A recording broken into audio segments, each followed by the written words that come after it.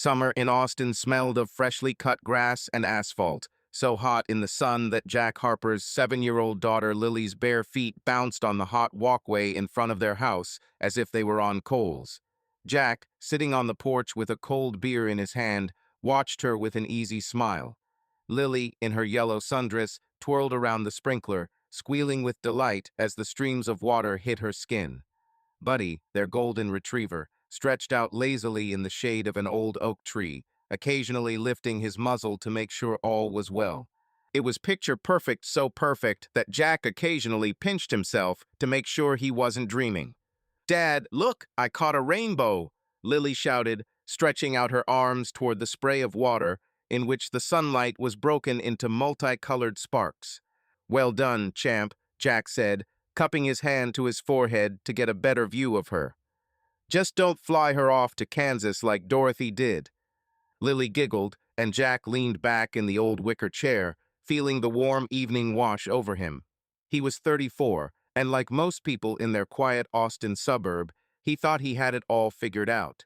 He had a steady income as an electrician with a local Texas electric company, a house with a white picket fence that he had dreamed of since he was a child, and a family he got up for every morning. Maggie, his wife, was his anchor, calm, practical, soft-spoken, with a habit of adjusting her glasses when she was nervous. They had met in high school, and their lives had flowed as smoothly as the Colorado River on a clear day. The suburb they lived in was called Oak Hill, and it was everything people imagined the American dream to be.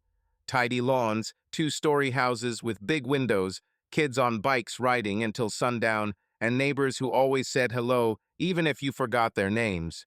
On Sundays, the air smelled of barbecue, and in the evenings, the sound of televisions showing baseball games or old sitcoms wafted through the open windows. Jack loved the regularity of it. It was predictable, reliable, like his old Ford pickup, which he tinkered with every weekend in the garage, humming Tom Petty songs under his breath. "Jack, dinner's ready." Maggie's voice came from the kitchen, and he stood up immediately, brushing off his jeans. Lily, hearing her mother, stopped playing with water and ran to the house, leaving wet footprints on the porch. "Mom, I'm hungry as a wolf," she declared, flying into the house. "Then go wash your hands, Wolfie," Maggie replied with a smile, peeking out from the kitchen. Her dark hair was pulled back into a messy bun, and her glasses sat on her nose as always, with thin frames. She looked tired. It had been a long day at the school where she worked as a primary school teacher, but her eyes still glowed with warmth as she looked at Lily. Jack walked into the kitchen, which already smelled of fried chicken and mashed potatoes. The table was set simply but comfortably, a white tablecloth, 3 plates, a glass of lemonade for Lily, and 2 glasses of wine for him and Maggie. Buddy, smelling the food, immediately jumped up to the table, hoping for a chance bite. "Buddy, get in," Jack said sternly, and the dog snorted resentfully and lay down by the door. "How was your day?" Maggie asked, setting a bowl of salad on the table. She always asked that question, and Jack appreciated the habit. It was their ritual to share bits of the day over dinner, while Lily chatted about her school adventures. "It's fine," Jack shrugged, cutting off a piece of chicken. "I was fixing the wiring in the new office on Lamar. Those guys think I'm a wizard because I fixed their outlet problem in an hour. What about you?" Maggie smiled, but there was a slight hint of weariness in her smile. The kids were in a hurricane today. One boy decided he was going to draw on the board with chalk during math class. I had to give him a whole lecture on why chalk isn't a toy. She sighed, adjusting her glasses. "But you know, they're so funny when they try to justify themselves." Like Lily when she accidentally ate all the cookies. Jack winked, and Lily, sitting opposite him, puffed out her cheeks indignantly. "Dad, that was one time," she exclaimed, waving her fork. "And I didn't eat them all, Buddy helped." "Oh, so Buddy was the main thief?" Jack laughed, glancing at the dog, who immediately made an innocent face. Dinner proceeded in the usual rhythm. Lily talked about how her friend Sarah had taught her how to make beaded bracelets. Maggie shared her plans for the school festival, and Jack mostly listened, occasionally throwing in a joke. This was their life, simple, but filled with little moments that added up to something bigger. Jack wasn't a romantic, but sometimes, looking at Maggie and Lily, he felt a warmth spread through his chest, as if someone had turned on a light in a dark room. After dinner, Lily ran off to watch cartoons while Jack helped Maggie clear the table. They worked in silence, but the silence was as comfortable as an old sweater. Maggie washed the dishes while Jack dried the plates, occasionally brushing his elbow against hers to get her attention. "Are you okay?" he asked, noticing that she was a little quieter than usual today. Maggie froze for a second, then nodded, not taking her eyes off the sink. "I'm just tired. The school year has just begun, and I already feel like I'm running a marathon. Maybe we should take a day off," Jack suggested. "We'll go to the lake and have a picnic. Lily will be thrilled." Maggie smiled, but there was a shadow in her eyes that Jack didn't have time to catch. "Maybe," she said quietly. "We'll see." Later, when Lily was asleep and Buddy was curled up next to her bed, Jack and Maggie were sitting on the living room couch. There was a baseball game on the TV, Texas Rangers versus Yankees, but Jack wasn't looking at the screen. He was looking at Maggie. She was sitting with her legs crossed, a glass of wine in her hand, and something about her posture made him frown. "Meg, are you sure you're okay?" he asked again, more seriously this time.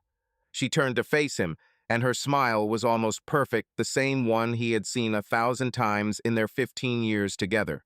"It's okay, Jack," she said, placing her hand on his knee. "It's just a lot going on. It's okay." He nodded, though deep down he felt a twinge of unease. But Jack wasn't one to delve into feelings. He trusted Maggie, trusted their marriage, trusted their life. If she said it was okay, then it was. Night had fallen over Oak Hill, blanketing the suburbs in silence. Jack lay in bed, listening to Maggie's steady breathing next to him. He thought about how lucky he was. He had a job he loved, a house he and Maggie had made into a home, and a daughter who made him laugh every day. Everything was perfect, or so it seemed. The next morning, Jack woke up early, as usual. The sun was just beginning to peek through the curtains, and the house was quiet except for Buddy's light snores coming from the hallway. Jack stretched, feeling his joints crack, and headed into the kitchen to make coffee. It was another ritual, making coffee in the morning while the house was still asleep. He loved these moments of solitude, just standing by the window, looking out at his little world. The neat lawn, the swing he'd built for Lily, and the neighbor's flag fluttering in the breeze. It was Saturday, and Jack planned to spend it in the garage. His old Ford had started acting up again, something with the carburetor, and he wanted to get it sorted out before the baseball game. Maggie was going to take Lily to dance class, and then they were going to stop at the supermarket. A normal Saturday, nothing special, but it was the normality that made sense to Jack. When Maggie came down to the kitchen, she looked a little more alert than she had the day before. Her hair was down, and she was wearing her favorite blue shirt, which Jack said made her look like a college girl. "Good morning," she said, kissing him on the cheek. "The coffee smells divine." "Just for you," Jack winked, handing her the mug. They sat at the table, chatting about small things. Lily wanting a new pair of sneakers, Bob the neighbor forgetting to empty his trash can again, Maggie's school planning to renovate the gym. These were ordinary conversations, but Jack loved them because they were his. He didn't need adventure or change. This was enough for him: his morning coffee, Lily's laughter, the sound of a riding mower in the distance. "Are you in the garage today?" Maggie asked, sipping her coffee. "Yeah, I need to sort out the car. This Ford is going to finish me off soon," Jack grinned. "What are you and Lily planning?" "Dancing, then shopping. Maybe we'll stop at a cafe. She's been asking for ice cream for a long time." "Just don't spoil her too much," Jack said, although he knew Maggie would still buy Lily an extra scoop of ice cream. After Maggie and Lily left, Jack went into the garage. He turned on the radio, tuned to a classic rock station, and began disassembling the carburetor. His hands moved automatically. Years of electrician and car tinkering had taken their toll. He loved moments like these, when he could focus on something concrete, something tangible. Unlike wiring, where a mistake could cause sparks and blackouts, a car was simpler. If something broke, you could see where and why. No mystery. But today his thoughts kept returning to Maggie. Her tiredness, her guarded smiles, her "it's all right." Jack wasn't an expert at reading people, but he knew his wife. Something was wrong, and it was like a small pebble in his shoe, irritating him. He pushed the thoughts aside, deciding that he would talk to her tonight. Maybe she was just tired. Maybe she needed rest. He would find a way to support her. By lunchtime, Jack had finished the car and decided to take a break. He went out into the yard, where Buddy immediately ran up to him, wagging his tail. Jack scratched the dog behind the ear, looking out at the street. The neighbors were going about their business as usual. Someone was watering the lawn, someone was walking the dog. Everything was as it should be. But somewhere deep inside, Jack sensed that this perfect picture, his home, his family, his life, might not be as solid as he thought. He shook his head, pushing the thoughts away. "It's okay," he told himself. "Everything will be okay." It was a mild November in Austin, but the wind was already beginning to blow. The leaves of the old oak tree in front of Jack Harper's house had turned yellow, and the wind caught them and swirled them across the lawn, as if reminding him that time did not stand still. Jack, sitting in his old Ford pickup, was driving home after a long day. His hands, still smelling of electrical tape and metal, gripped the steering wheel tightly. The work had been hard today. A thunderstorm that swept over the city had torn down the wires in a small cafe on the outskirts, and Jack had been forced to tinker with a switchboard until dark, while the owners nervously smoked outside, begging him to get it done sooner. He had done it as always, but fatigue was pressing on his shoulders, and all he dreamed of was a hot dinner, a smile from Lily, and maybe a few minutes on the couch with Maggie while she read her school magazines. The streetlights on Oak Hill reflected in the puddles left by a recent rain. Jack turned on the radio, and Bruce Springsteen's voice, husky and wistful, filled the cabin. Thunder Road had always made him feel a little nostalgic for the days when he and Maggie were young and carefree, when they could just jump in the car and drive wherever their eyes took them. Their life was different now, more mundane, but Jack didn't complain. He liked the stability, the rhythm. He knew Maggie and Lily were waiting for him at home, and the thought warmed him like an old blanket. But everything changed one November evening. Jack pulled into his street earlier than usual. The call to the coffee shop hadn't been as difficult as he'd expected, and he'd finished work an hour early. The headlights of his truck illuminated the familiar white picket fence, the neat lawn, the swing he'd built for Lily. The house looked the same as always. Warm light poured in from the living room windows, and on the porch sat the pumpkin Lily had carved for Halloween. But something was wrong. Jack squinted into the darkness. There was a strange car parked in the driveway, right in front of his house. It was a black Dodge Charger, shiny as if it had just come from a showroom. Its sleek lines and chrome wheels looked out of place among the modest minivans and pickup trucks that populated Oak Hill. The plates weren't local. Jack noticed that right away, because he was a detail-oriented guy. They were from another county, maybe even another state. The car sat there with confidence, as if it had every right to be there, and for some reason that made Jack a little irritated. He turned off the engine and sat there for a few seconds, looking at the stranger's car. His heart was beating a little faster than usual, though he couldn't quite put his finger on why. Maybe it was just a neighbor. Bob, their neighbor across the street, sometimes hosted poker nights, and his friends would show up in all sorts of cars. But Bob always warned if anyone parked on their side. And then there was this car. It was too expensive, too flashy for a suburban poker night. "What the hell?" Jack muttered as he opened the door of the truck. The cold air hit him in the face, and he shivered, pulling on his work jacket. Buddy, their golden retriever, usually ran out to greet him at the sound of the engine, but today the yard was empty. That seemed odd, too. Jack walked slowly toward the Dodge Charger, trying not to look like he was spying. He glanced at the windows of the house, but the curtains in the living room were drawn, and he couldn't see inside. The car was clean, not a speck of dirt despite the recent rain. There was no one in the car, but there was a leather folder on the passenger seat, and a small metal airplane keychain dangling from the rearview mirror. Jack frowned. Whoever it was, they weren't their kind. His thoughts began to spin. Maybe it was one of Maggie's coworkers, but she always warned if anyone was coming. Maybe it was a parent of one of her students. But why would a parent show up in the evening, and in a car like that? Jack felt something heavy, like a lump, forming in his chest.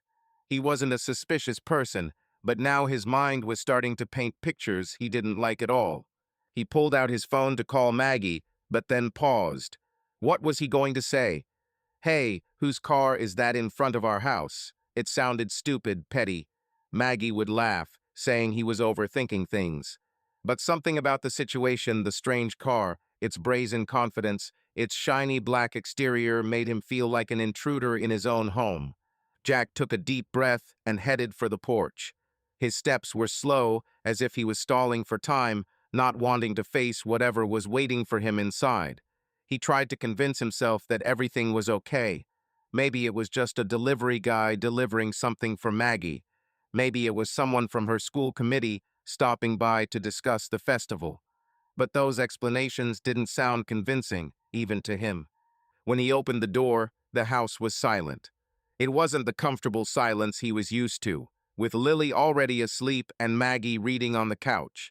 It was a different, tense silence, as if the house was holding its breath. But he didn't run out to him, which made him even more uneasy. Jack took off his shoes, trying to move quietly, and walked into the living room. Meg, he called, trying to keep his voice calm. There was no answer. He heard muffled voices coming from the kitchen, and his heart sank again. One voice was Maggie's, soft and husky, the way he loved. The other was a man, low and confident. Jack froze, listening. He couldn't make out the words, but the tone was odd, informal, too warm for a casual visit. Maggie, he called louder, walking toward the kitchen. The voices fell silent. A moment later, Maggie appeared in the doorway, holding a mug of tea. Her eyes widened when she saw Jack, and she adjusted her glasses, a gesture he knew all too well. She was nervous. "Jack, you're early," she said, her voice a little higher than usual. "I didn't hear you pull up." "Yeah, finished quicker than I thought," he said, trying to keep his tone neutral. His gaze slid over her shoulder into the kitchen, where a man sat at the table. He wore a dark blue shirt, the sleeves rolled up to his elbows, and looked like he'd just stepped out of an office somewhere in downtown Austin. His dark hair was neatly combed, and there was a small smile on his face that Jack thought was a little too confident. "This is—" Maggie hesitated, as if searching for words. "This is David. He's on the school board. We were discussing funding for the festival." The man David rose, holding out his hand. He was tall, taller than Jack, and moved with the easy grace that came with money and confidence. "David Wilson," he said, his voice as smooth as his car. "Pleased to meet you. Maggie's told me a lot about you." Jack shook his hand, feeling his fingers curl a little tighter than they should have. He glanced at Maggie, but she avoided his gaze, concentrating on her mug. "Likewise," Jack replied dryly. "I didn't know the school board worked so late." David laughed, and Jack thought the sound was too loud for their small kitchen. "Yes, we got a little carried away. There's a lot to discuss, the budget, sponsors." He waved his hand, as if that explained everything. Jack nodded, but his mind was elsewhere. He noticed that there were two mugs on the table, and the second one appeared to be David's. For some reason, that detail, two mugs next to each other, stung him more than anything else. He felt a heat building in his chest, but he forced himself to smile. "Is Lily home?" he asked, turning to Maggie. "She's with Sarah," Maggie said, still looking into her mug. "They're doing a nature study project." "I see," Jack said, although nothing made sense. He felt like a stranger in his own kitchen, and the feeling was new, frightening. He looked at David, who was still standing there, smiling, as if nothing had happened. "Well, I won't disturb you. I'll go take a shower." "Of course," David said, and there was something in his voice that Jack didn't like. Too much confidence. Too much. Something. Jack went into the bathroom, closing the door behind him. He turned on the water, but didn't undress, just stood there, looking at himself in the mirror. His face, usually calm, was tense, and there was something in his eyes he hadn't seen in a long time. Fear. Not the kind of fear that comes from hanging from an electrified pole or from Lily falling off her bike. This was a different kind of fear, deeper, more personal. Fear that his picture-perfect life, the life he had so carefully constructed, was beginning to come apart at the seams. He tried to remember if Maggie had ever mentioned David. The school board, the funding, the festival, it all sounded plausible, but something in her manner, her nervous gestures, her avoidance of his gaze, told him that it wasn't the whole truth. Jack wasn't paranoid, but he wasn't stupid either. He'd known Maggie for 15 years. He knew her laugh, her habits, her way of talking. And now she wasn't the Maggie he knew. When he came out of the bathroom, David was gone. The black Dodge Charger was gone from the driveway, and the house seemed familiar again. Maggie was sitting on the couch, leafing through a magazine, but her fingers shook as she turned the pages. "He left?" Jack asked, trying to keep his voice even. "Yes," Maggie replied without looking up. "We're done." "Okay," Jack said, although nothing was okay. He sat down next to her, but it was as if an invisible wall had grown between them. He wanted to ask, wanted to demand an explanation, but the words stuck in his throat. Instead, he turned on the TV, and they sat in silence until it was completely dark outside. That night, Jack lay awake for a long time. He lay staring at the ceiling and listened to Maggie's breathing. It was uneven, as if she was awake too. For the first time in years, he felt like he didn't know what was going on in his wife's head. And that black Dodge Charger parked in front of his house was a symbol of something he couldn't yet understand, but was already afraid of. The next morning in Austin began with gray skies that seemed to reflect Jack Harper's mood. He woke up with a heavy head, as if from a long sleep filled with uneasy dreams. Memories of the night before the black Dodge Charger, David's confident smile, Maggie's nervous gestures swirled around his head like autumn leaves in the wind. He lay in bed, staring at the crack in the ceiling he'd been meaning to fix the summer before, trying to figure out what to do with this new, unfamiliar feeling in his chest. It wasn't just anxiety, it was a mix of anger, fear, and some kind of sick feeling he couldn't shake. Maggie was already up, and the smell of coffee and the faint clatter of dishes came from the kitchen. Jack forced himself to stand, pulled on jeans and an old Texas Rangers t-shirt, and went downstairs. Lily was sitting at the table, eating peanut butter toast, her hair in two neat pigtails, Maggie's work. Buddy was lying at her feet, hoping for a dropped piece. Maggie was standing at the stove, frying eggs, looking almost like normal. A blue shirt, glasses, a slight smile. But Jack noticed the way her fingers trembled slightly as she turned the eggs in the pan. "Good morning," he said, trying to keep his voice even. "Hello, Dad." Lily looked up, smiling from ear to ear. "Mom, tell Dad about my project. Sarah and I found a bug yesterday, and it's so huge." Maggie turned around and her eyes met Jack's for a second. She quickly looked away, adjusting her glasses. "Morning, Jack," she said, putting the plate of eggs on the table. "Coffee is on the table." "Thank you," he said, sitting down opposite Lily. He tried to act normal, but every gesture, every look she gave him now seemed suspicious. He hated himself for it. Jack Harper had never been a man who looked for a catch, but last night had changed something inside him. He could no longer look at Maggie the same way.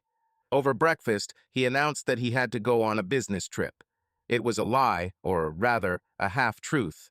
His company, Texas Electric, had actually offered to take him to Houston for a couple of days to help install a new lighting system at a major shopping mall. But Jack hadn't yet agreed, and that morning, while he was shaving, his boss called to tell him that the trip had been pushed back to next week because of a delay in the delivery of the equipment. Jack didn't mention this to Maggie.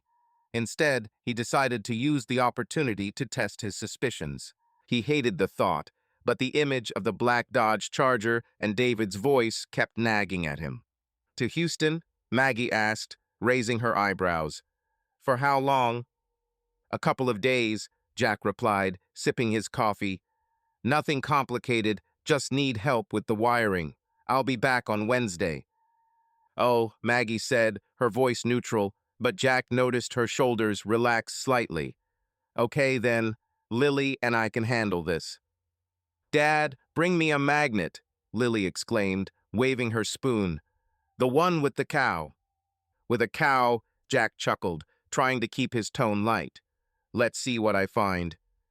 He left the house with a bag containing only a few shirts and a toothbrush to make it look real. He kissed Lily on the forehead, hugged Maggie. Hers was a little shorter than usual, and got into his truck. But instead of driving to Houston, he headed to his friend Tony, who lived a few miles away in Oak Hill. Tony was an electrician like Jack, and they often hung out together, fixing cars or watching baseball. Jack told him he just wanted to chill out for a few hours, and Tony, without asking any questions, offered him a beer and a couch. You look like you've been run over by a truck, Tony remarked, opening the bottle. What happened? Nothing, Jack lied, waving it off. I'm just tired. Tony looked at him skeptically, but didn't press the issue. They sat for a couple of hours, talking about work and how the Rangers had lost again, but Jack's mind was elsewhere. He couldn't shake the feeling that something was falling apart, and he didn't know how to stop it. By evening, he had decided to go home. The business trip had been canceled, and he didn't want to stay at Tony's for too long, lest he raise questions.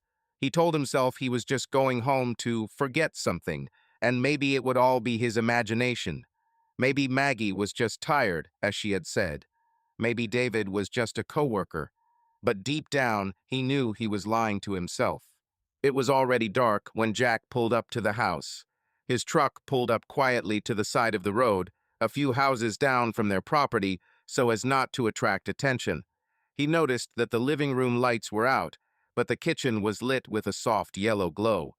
Jack's heart began to beat faster. He got out of the car, trying not to slam the door, and walked slowly toward the house, skirting the driveway. The black Dodge Charger was gone, but that didn't reassure him. Instead, there was another car on the street, a silver sedan, unfamiliar, but no less expensive. Jack felt the blood rush to his temples. He walked quietly up the steps, careful not to step on the creaky boards. The key turned in the lock with a barely audible click, and Jack stepped into the house. The lights in the living room were off, as he had noticed from outside, but sounds came from the kitchen light: laughter, the clink of glasses, muffled voices. Jack paused, listening. One voice was Maggie's, her clear, slightly husky laugh that he loved so much. The other was a man's, low, with a slight mocking intonation. It was not David's voice. It was someone else. Jack took a step forward, then stopped. His heart was pounding so hard he was afraid he'd be heard. He wanted to storm into the kitchen, to demand an explanation, but something inside him, maybe instinct, maybe fear, made him stay where he was. He pressed himself against the wall in the dark living room, feeling the cold of the drywall seep through his t-shirt. The voices were getting louder, and he could make out the words. You have no idea, Tom, how tired I am of pretending to be Jack, Maggie said, her voice soft, almost dreamy. He's good, but not for me. It's different with you. Jack felt the world around him shrink to a point.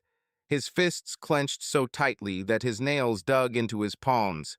He wanted to take a step, wanted to scream, but Maggie's words cut into his mind like a knife, paralyzing him. Not for me. Those three words echoed in his head, shattering everything he had thought was solid. 15 years of marriage, their home, their daughter, their life, it all suddenly felt as fragile as glass.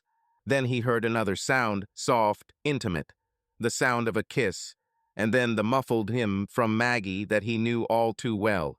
It was the sound she made when he kissed her neck, or when they were lying in bed after a long day. But now the sound wasn't his. It belonged to someone named Tom. Jack closed his eyes, trying to control himself. His breathing was coming in ragged gasps, and he felt heat rising in his throat. He wanted to storm into the kitchen, grab this Tom, whoever he was, and throw him out of their house. He wanted to scream at Maggie, ask how she could, why she did it. But the image of Lily sleeping upstairs stopped him. He couldn't make a scene. Not now. Not in front of her. He backed slowly toward the door, trying not to make a sound. His movements were mechanical, as if his body was acting separately from his mind. He stepped out onto the porch, closed the door as quietly as he could, and sat down on the steps. The cold November air burned his lungs, but he barely noticed. His mind was filled with Maggie's voice, her words, her laughter. "He's good, but not for me." The words were like poison, slowly coursing through his veins. Jack pulled out his phone and looked at the screen. It was almost 9 o'clock. He could have gone back to Tony, told him he'd forgotten something important, but he didn't want to explain himself. Instead, he just sat there, staring at the silver sedan parked on the street. He tried to remember if he'd seen the car before, but his memory was foggy. All he could see was Maggie sitting at their kitchen table, laughing with another man.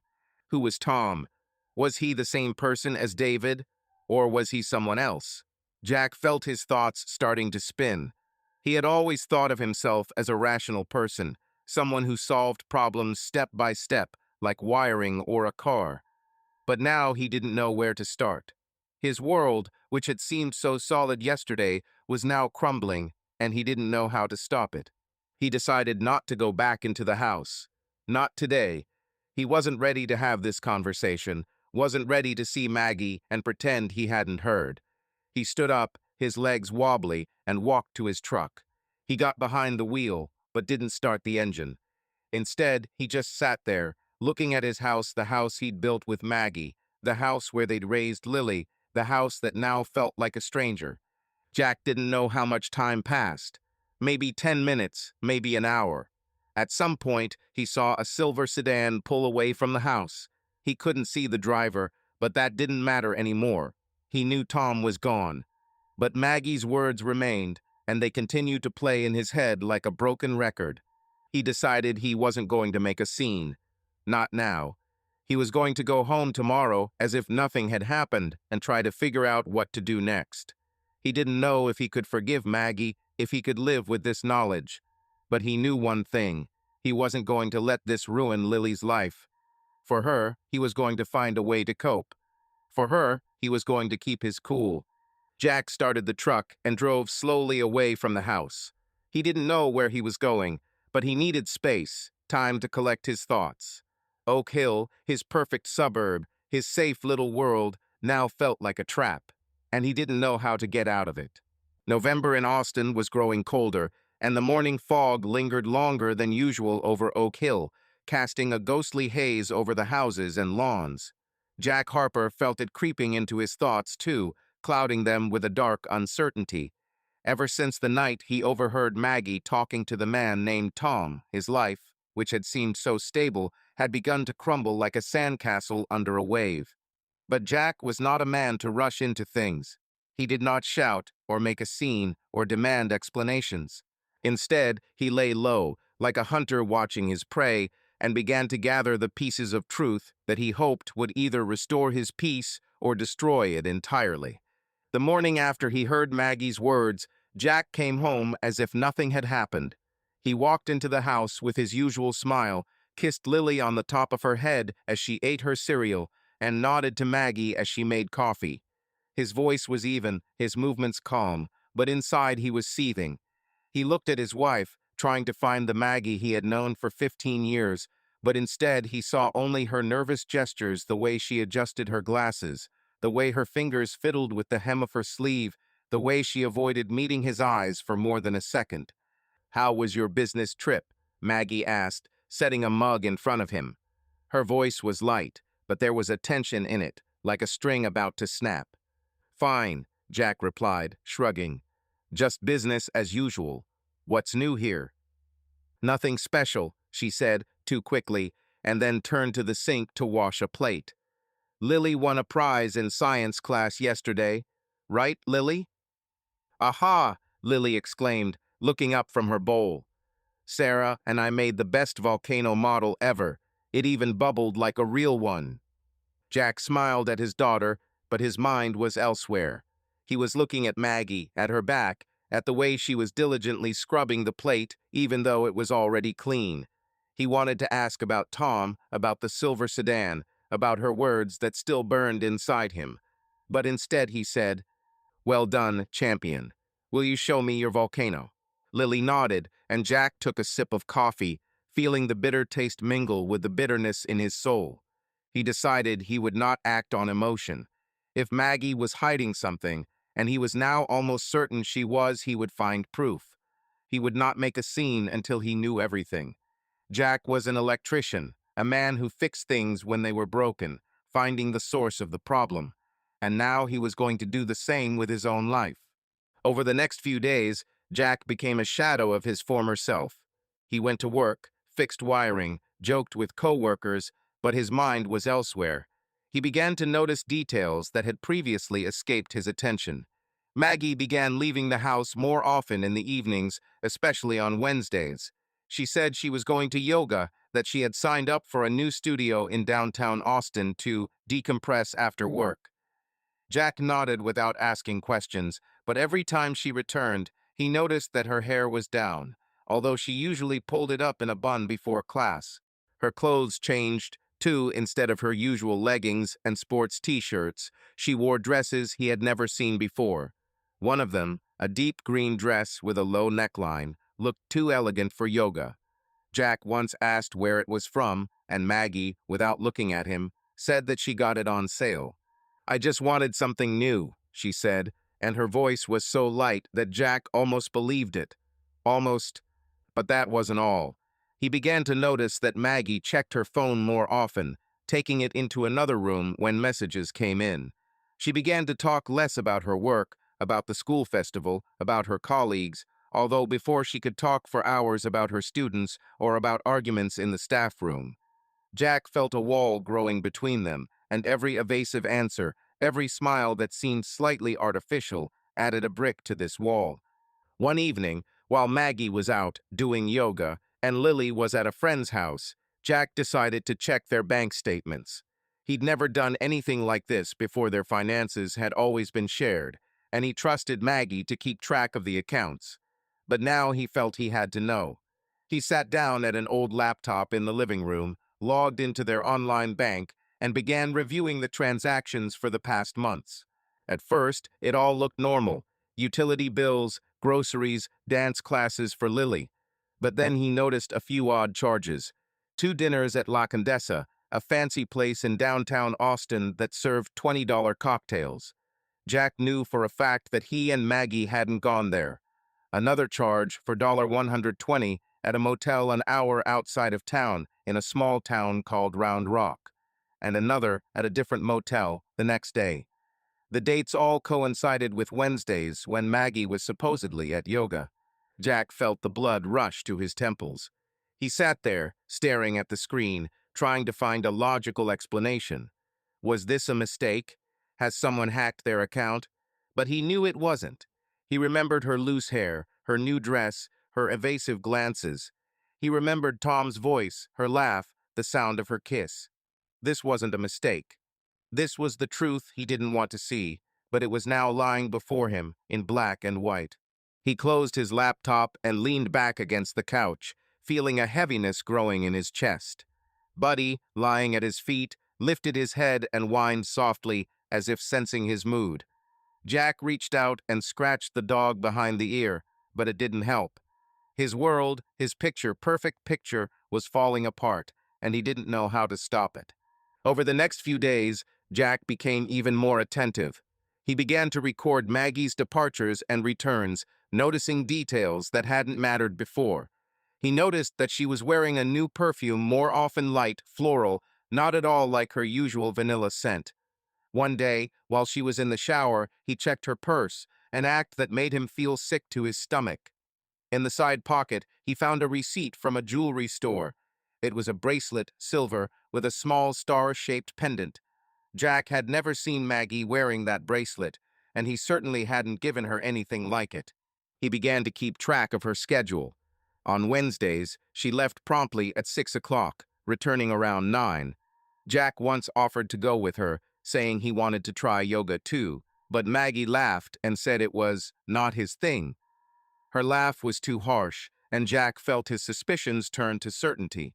He decided to check out where she went. The following Wednesday, he said he'd be late at work, But instead, he parked his truck a few blocks away and waited. When Maggie emerged from the house in her green dress, her hair down, and a small smile, Jack felt his heart clench. She got into the family minivan and drove away. Jack waited a few minutes, then followed her, keeping his distance. She didn't go to downtown Austin, where she said her yoga studio was. Instead, she headed north toward Round Rock. Jack followed her, trying to be inconspicuous, his hands tight on the steering wheel. He watched as she pulled into a small motel on the outskirts of town, the same one he'd seen on his bank statements. It was the Round Rock Inn, a nondescript building with a neon sign and a parking lot with a few cars, including the silver sedan he'd seen at their house.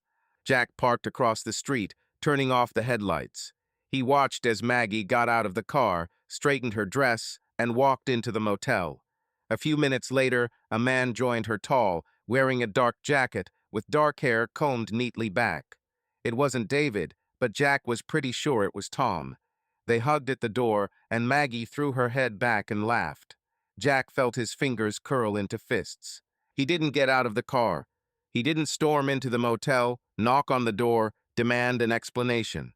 Instead, he just sat there, staring at the neon sign blinking in the darkness. His mind was blank, but his heart was pounding so hard he was afraid it would burst. He knew this was the end. Not the end of their marriage, he hadn't decided what to do with that yet, but the end of his belief that their life was perfect. The end of his trust in Maggie. Jack came home late, and Maggie was already in bed. He said he had been working late, and she nodded without asking questions. Lily was asleep, Buddy was lying by her bed, and the house seemed the same as ever. But to Jack, it was different. Every corner, every object from the photographs on the mantel to Maggie's coffee mug was now a reminder of betrayal. He decided he would play it cool. He wouldn't make a scene, he wouldn't yell or blame. He would gather all the evidence so that when the time came, he would have the whole truth. He didn't know what he would do with that truth, get a divorce, try to save their marriage, leave home. But he knew he had to be prepared.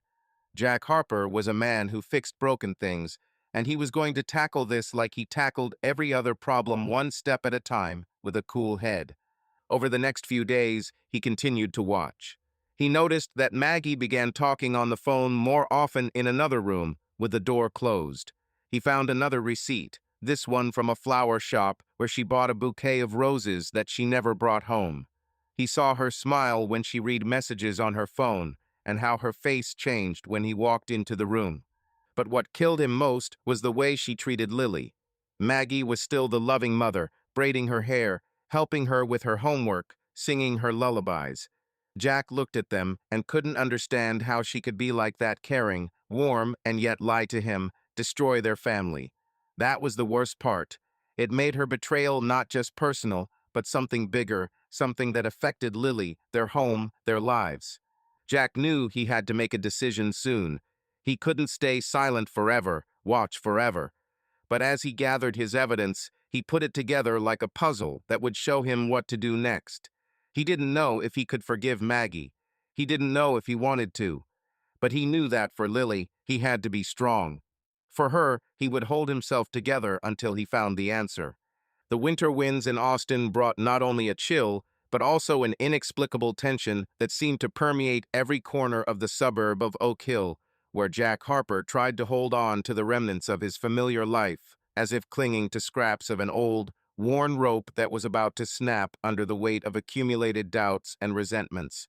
He woke up in the mornings with the feeling that the air in the house had become thicker, heavier, and each breath was an effort, especially when he looked at Maggie, who, as if nothing had happened, was making breakfast, humming a melody from the radio under her breath, and her movements were so graceful, so familiar that Jack sometimes wanted to just go up to her, put his arm around her, and pretend that nothing had happened, as if that evening with the overheard conversation and all the discoveries that followed were just a nightmare from which he was about to wake up. But reality was cruel, and Jack knew that to ignore it any longer was to allow the lie to eat away at him from the inside, like the rust slowly eating away at the metal of his old Ford, which he still tinkered with on weekends, finding some solace in the activity, some illusion of control over the chaos that raged within him.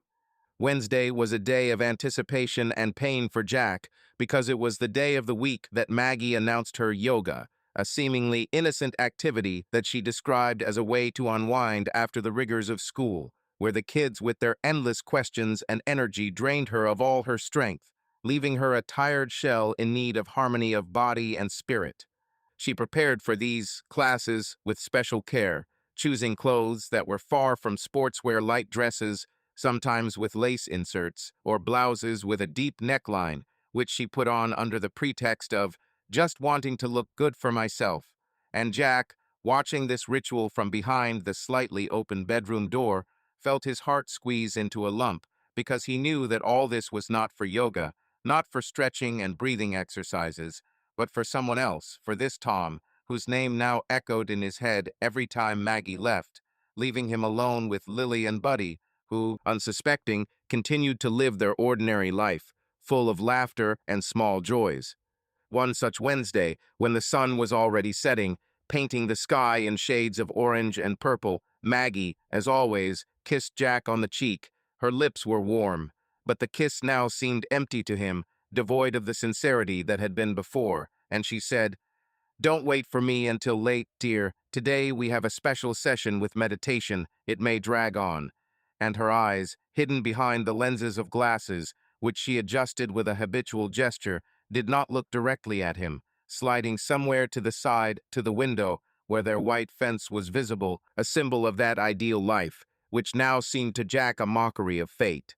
Lily, sitting at the kitchen table with a coloring book in her hands, waved at her mother, calling, "Good luck with yoga, Mom. Bring me some yogurt." And Maggie laughed. Her laugh was loud, sincere, but only for her daughter, because, turning to Jack, she just nodded, grabbed her bag, and walked out the door, leaving behind a trail of new perfume that he hated because he now associated it with deception, with those hours that she spent not in the studio, but in a motel with someone who made her happy in a different way, not the way he did. Jack could no longer just watch, passively collecting the crumbs of evidence that burned in his pocket like hot coals. He had to act, and he decided it was time to move on to something more radical, something that had previously seemed beneath him, but now, in light of the circumstances, seemed a necessary step in self-defense in order to finally understand the depth of this lie and perhaps find the strength to talk decisively. He remembered the tracking app he had seen advertised on his phone, a simple program that allowed him to monitor the location of another device, and although the idea of secretly installing it on Maggie's phone caused him an internal conflict because it was an invasion of privacy, a violation of trust that had already been undermined, Jack convinced himself that this was the only way to get hard facts, without which any conversation risked turning into an exchange of accusations and excuses in which the truth could slip through one's fingers like sand. In the evening, when Maggie had already left and Lily had gone to bed, lulled by the fairy tale about the princess and the dragon, which Jack read to her with a mechanical intonation, trying not to show his daughter his inner storm, he took her phone, left on charge in the living room. She always forgot it, assuring that at yoga you need to disconnect from the world, and quickly installed the application, syncing it with his device, feeling a surge of adrenaline mixed with shame, because his hands were shaking slightly, and his heart was beating so loudly that it seemed that Buddy, lying in the corner, was about to raise his head and growl at this strange activity. The app worked silently, leaving no trace, and within minutes Jack saw a dot on his screen indicating Maggie's location, moving not toward downtown Austin, where her yoga studio was supposedly located, but north toward the same motel in Round Rock where he had once followed her. And this confirmation of his suspicions was like a punch in the gut, forcing him to sit on the couch, staring at the screen, where the little blue dot stopped in front of a building with a neon sign that in his mind's eye blinked brighter than any Christmas lights. But tracking was just the beginning. Jack wanted more, wanted to look into her thoughts, into her secrets. And so when she returned that night, her cheeks flushed and her hair loose, smelling not of exercise sweat, but of something sweet and masculine, he waited until she fell asleep, her breathing even, and then, as carefully as a thief in his own home, he took her phone again, knowing the password, their wedding date, which now seemed ironic to him, and opened the correspondence. the same one she hid under the innocent name of yoga group. But inside were messages that tore his heart apart, words full of passion and plans that had nothing to do with asanas or breathing practices. The first text he saw was from Tom. "Can't wait for our yoga tonight, sweetie. Meeting at the usual place.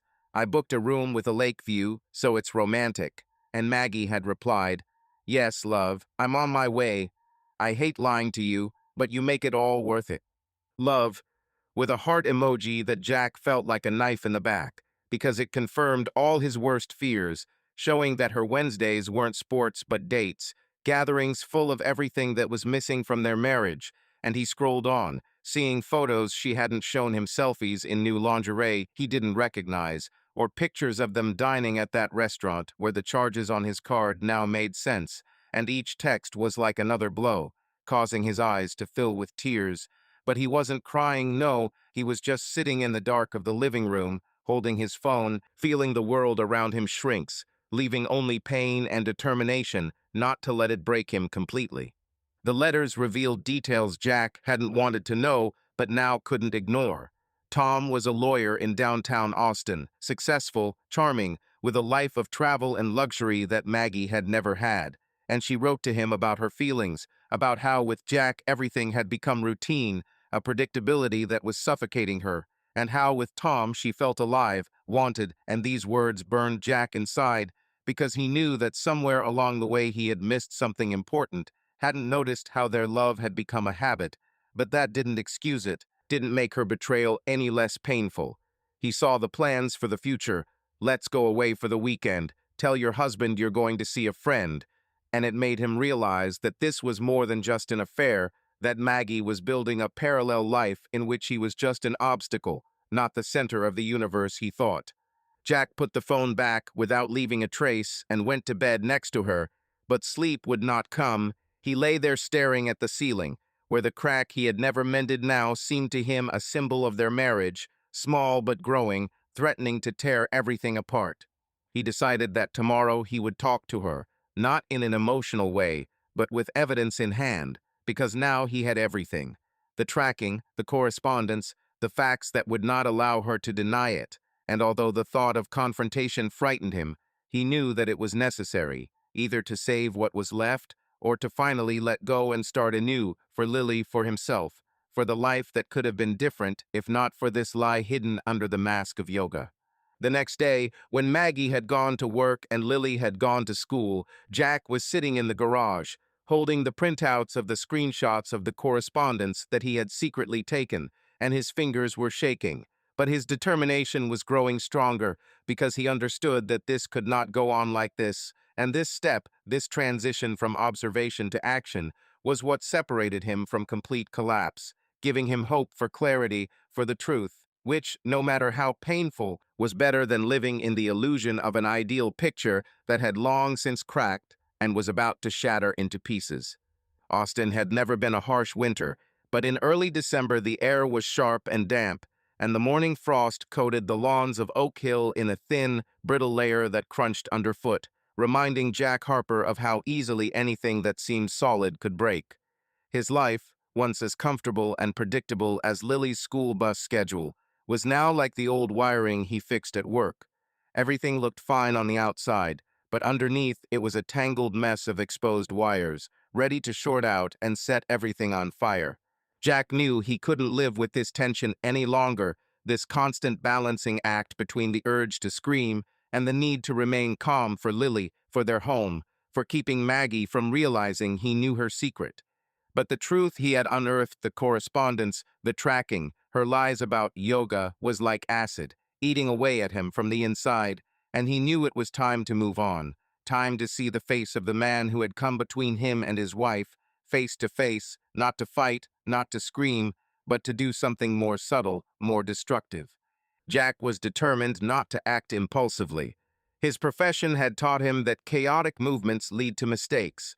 One wrong turn of a screwdriver, and you get a spark that can burn down the whole house.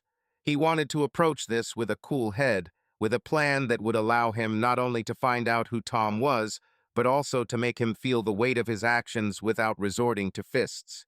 Jack was not a fighter, although in his youth, in high school, he had gotten into a few fights defending his friends. Now he was a grown man, a father, and his anger was not the explosive emotion that pushes one to rash actions, but a heavy, smoldering fire that required strategy, patience, and precision. The first step was to figure out who Tom was. The emails Jack had intercepted had given him a name, Thomas Reynolds, and a few details. He was a lawyer, lived in Austin, liked fine dining, and liked romantic motel rooms overlooking the lake. But that wasn't enough. Jack wanted to know everything: where he lived, what he breathed, what his life was like. He started by running the name online, sitting in the garage late at night while Maggie slept and Lily did her homework in her room.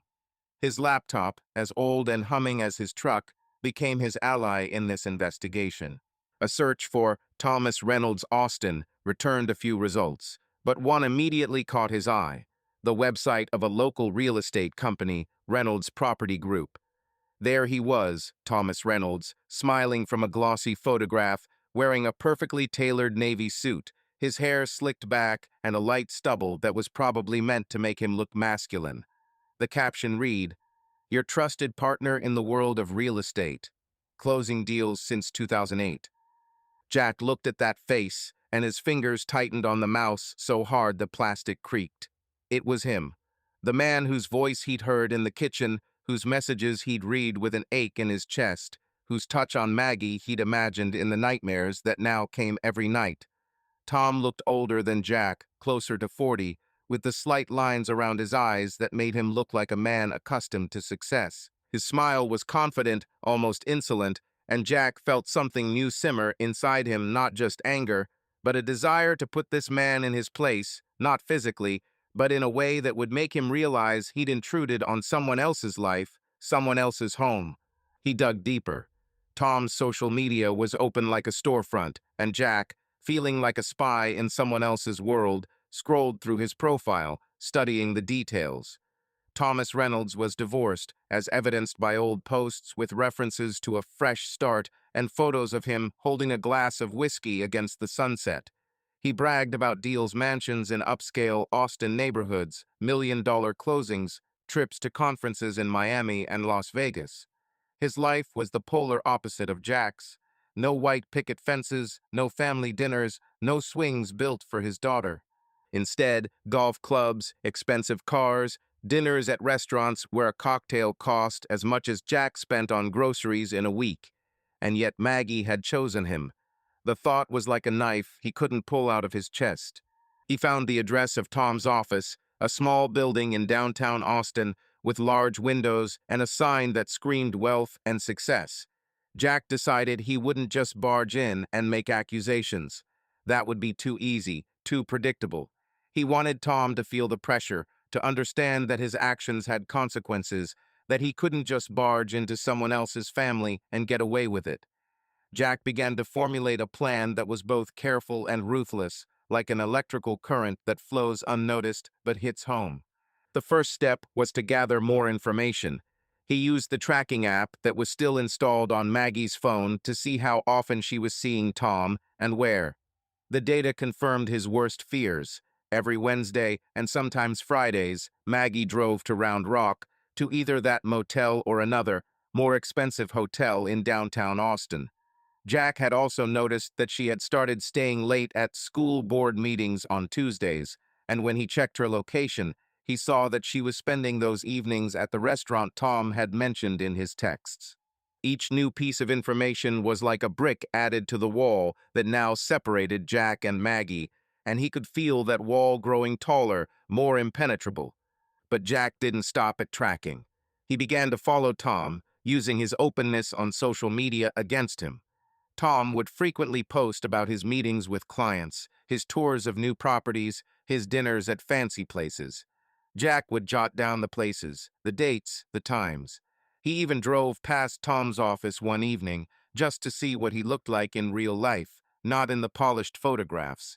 He saw him through a glass case, Tom standing there talking to a client, gesturing with the same confidence that had been in his voice when Jack had overheard him in the kitchen. This was a man accustomed to winning, accustomed to taking what he wanted without regard for the consequences. Jack decided his plan would be psychological. He didn't want a physical confrontation that would be too crude, too beneath him. Instead, he wanted Tom to feel like his secret was out, that he wasn't as invulnerable as he thought. Jack started small. He created an anonymous social media account and sent Tom a message that was vague enough not to give him away, but sharp enough to hurt. "You think you can just go around ruining people's families?" he wrote, adding, "Careful, Thomas. People can see through it." He sent the message late at night, knowing that Tom, judging by his posts, often stayed up late responding to work emails. Jack didn't expect a response, but he wanted the words to stick in Tom's head like a splinter. He also began dropping little hints for Maggie to test her reaction. One night at dinner, he casually mentioned that he'd seen an ad for a real estate company in downtown Austin and wondered if they should renovate or move.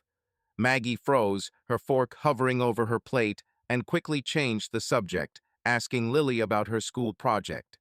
Her reaction was further confirmation, another nail in the coffin of their marriage. Jack noticed the way her hands shook as she cleared the dishes, and he realized that she was afraid he knew more than he was letting on. Meanwhile, he continued to gather information. He found old posts by Tom where he mentioned his divorce and contacted his ex-wife through a mutual friend, introducing herself as a family friend.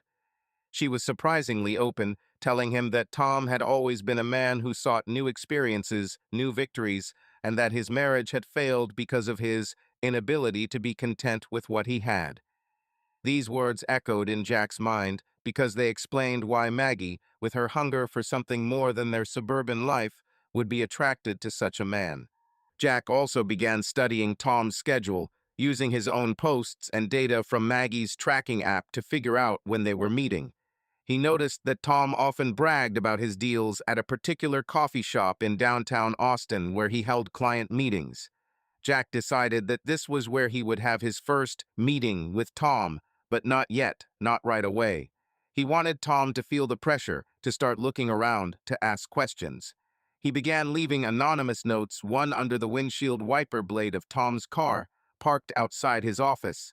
"You're not as smart as you think." Another he mailed to his office, a simple piece of paper with the words, "Families are not your game, Reynolds."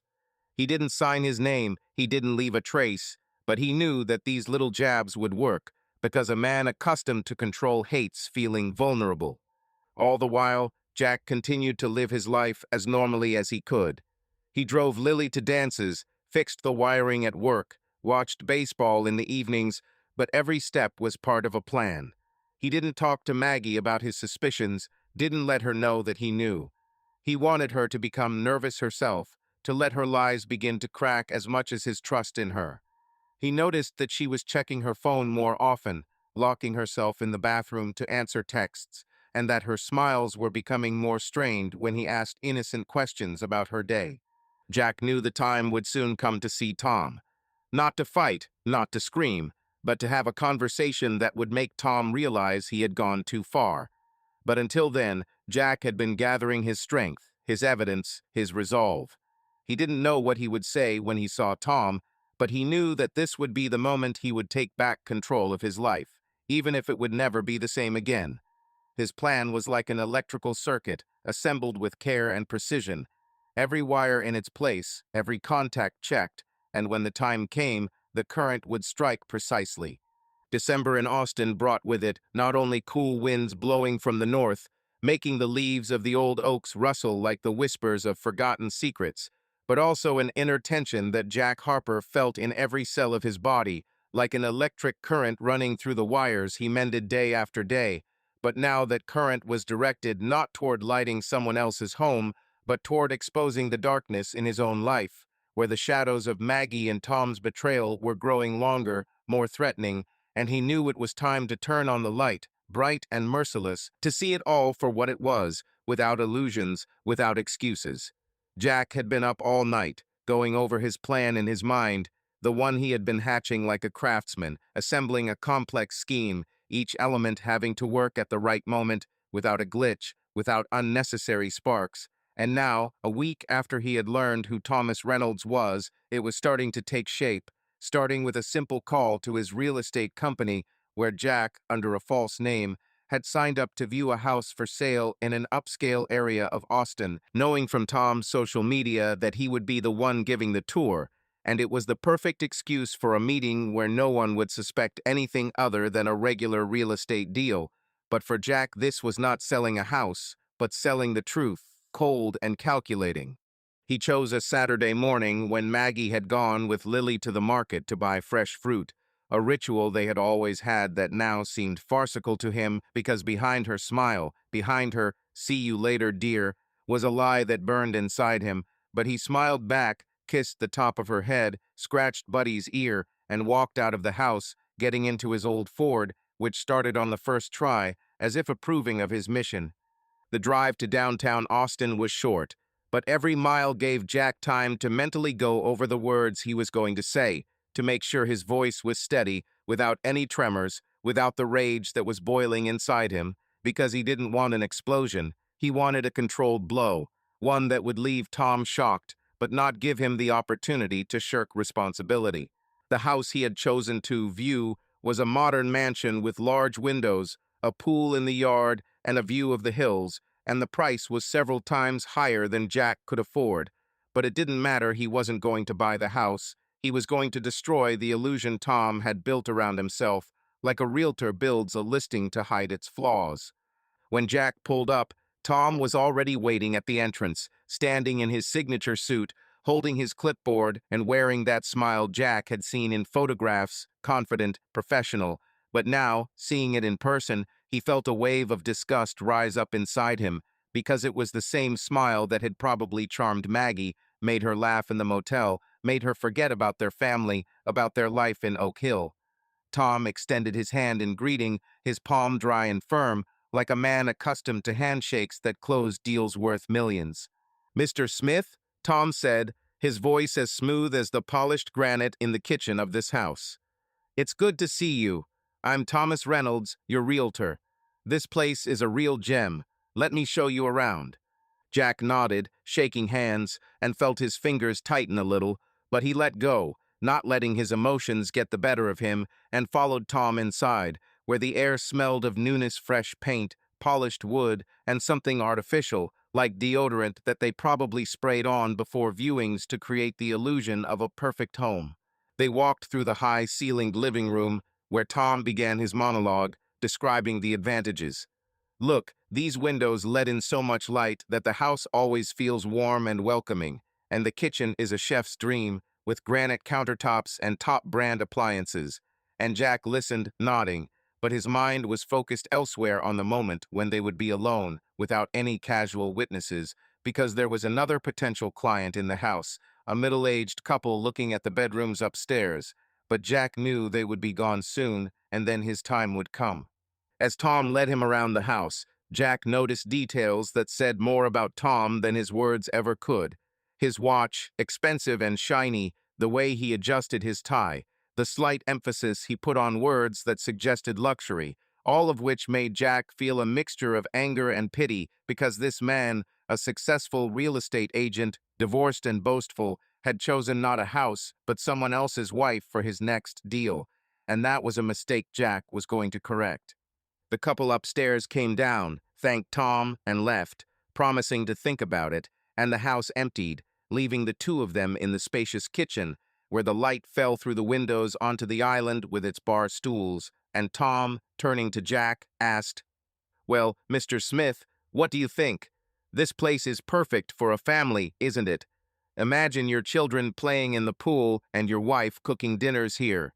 Jack froze, looking at Tom, and felt the moment come. A switch clicked in his head, and he slowly pulled out of his bag the folder he had been keeping with him, not as a client interested in a house, but as a man who had come for justice. "Family, you say?" Jack said, his voice quiet but firm like a live wire. "Interesting choice of words, Tom, because you seem to know a lot about other people's families." Tom blinked, his smile faltering for a second, but he quickly regained the control he was accustomed to with strange clients and said, "Excuse me, Mr. Smith, I don't quite understand. Have we met?" Jack opened the folder, spreading out the photographs on the granite countertop, the ones he'd taken secretly, while watching Maggie enter the motel with Tom, hugging him at the door, receipts from restaurants and motels that matched the dates of her yoga, and printouts of messages he'd received through the hidden sync he'd set up on her phone, words of love and plans to hang out printed in black and white, irrefutable as a court order. "We don't know each other personally, Thomas Reynolds," Jack said, his eyes meeting Tom's, and there was no anger in them, only cold confidence. "But you know my wife, Maggie Harper, and you think you can just walk into our lives like one of those houses for sale, look around, take what you like, and walk away, leaving an empty space." Tom paled, his face, usually flushed with success, turning as gray as an Austin winter sky, and he took a step back, his hands on the counter to steady himself, his eyes darting to the photos, to the receipts, to the messages where his own words, "Honey, I can't wait for our night," stared back at him accusingly. "Who? Who are you?" he whispered, his voice losing all smoothness, becoming hoarse, like a man caught off guard. "Is this some kind of joke? You're not Mr. Smith?" "No, Tom, this isn't a joke," Jack said, pulling closer a printout of one of the messages where Maggie had written, "You make me feel alive, Tom." Jack never understood. "I'm Jack Harper, Maggie's husband, Lily's father, the one whose life you've decided to ruin for your own amusement. You can sell the houses, Tom, but now you'll have one less property. You'll lose my wife." Tom swallowed, his eyes darting around, looking for a way out, but the house was empty, the doors were closed, and he knew there was nowhere to run, at least not now, not from this truth that lay before him on the table. "Look, Jack," he began, trying to compose himself, his realtor instincts kicking in as if this was a complicated deal that needed to be saved. "I didn't know. I mean, she said that your marriage." "Is that our marriage?" Jack interrupted, his voice still level, but now with a steely edge. "Is that a chore? That I'm good, but not for her? I know, Tom. I've read your messages. I've seen you meeting in motels, in restaurants where one meal costs more than I spend on groceries in a week. You think you can buy everything, including someone else's wife." Tom lowered his head, his fingers clenched into fists, but he did not shout, did not defend himself aggressively, perhaps because he saw in Jack's eyes not anger, but determination, which was more terrible than any scream. "It's not like that," he muttered. It just happened. Maggie isn't happy with you. She said so herself. I didn't want to break up your family. I'm divorced. I know how much it hurts." Jack chuckled, but there was no humor in his grin, only the bitterness that had built up over the weeks, over the nights he had lain awake, listening to Maggie's breathing and knowing that she was thinking of someone else. "Unhappy?" he repeated. "Did you ask why? Or were you just taking advantage? You brag about your deals on social media, Tom, your trips, your glamorous life. But you don't know what a real family is. A white picket fence, a dog, a daughter who draws you pictures. You took what wasn't yours, and now you're going to pay." Tom looked up. Fear flashed in his eyes, real, not feigned, and he said, "What do you want? Money? I can pay. Just don't ruin my career. I have clients, a reputation." Jack shook his head, gathering the papers back into the folder, but leaving one photo on the table, the one of Tom and Maggie kissing at the motel door, their faces clear and recognizable. "Money," he said. "I don't want your money, Tom. I want my wife back. My family. You have 2 days to disappear from her life. Text her it's over. Block her number. And if I find out you've contacted her again, I'll send this to everyone, your clients, your boss, your friends at the golf club. You'll lose not only my wife, but your crown jewel, your reputation." Tom stood silent, his shoulders slumped, and he nodded, unable to argue because he knew he had lost, that his confidence, his charm, would not work against a man who had lost everything but his resolve. "Okay," he whispered. 2 days. I'll do it." Jack turned toward the door, but paused, taking one last look at Tom, who now looked less like a successful realtor and more like a broken man in an empty house. "One more thing, Tom," said Jack. Don't think this is the end. If you come within a mile of her, I'll find you. Now show me the way out of this perfect house." Tom led him silently to the door, and Jack left, feeling the tension ease, but the pain remained, because this was only half the battle. There was a conversation with Maggie ahead that could change everything or destroy everything completely. Winter in Austin, despite its mildness, acquired a special shade of melancholy in December, as if the very sky over Oak Hill had decided to reflect the internal discord in the house of Jack Harper, where every day was now saturated with silence that did not soothe, but, on the contrary, cut the ear like the creaking of a badly tuned guitar, reminding that the harmony of their lives had long been disrupted, and even the usual sounds, the clink of dishes in the kitchen, Lily's laughter, Buddy's barking, could not drown out this dissonant note that settled between Jack and Maggie after his meeting with Tom. Jack returned home from the interview in the house for sale feeling both victorious and defeated. He had put Tom in his place, forced him to back down, but the victory brought no relief, because the even more difficult task of dealing with Maggie loomed ahead, with her lies, with her betrayal, which now, after Tom's disappearance, was bound to show in her behavior like a crack in the wall, becoming more visible every day. Jack gave Tom 2 days, and Tom seemed to take it seriously.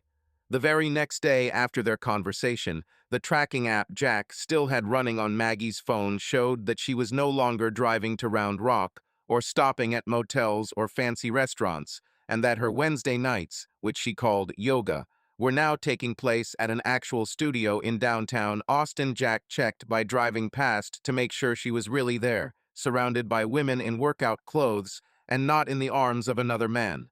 He didn't know what Tom had texted Maggie, but he could tell it was something abrupt, something final, because her behavior around the house had changed, as if someone had pulled the fulcrum she'd been balancing on for the past months out from under her, and now she was falling, unsure of how to stop herself.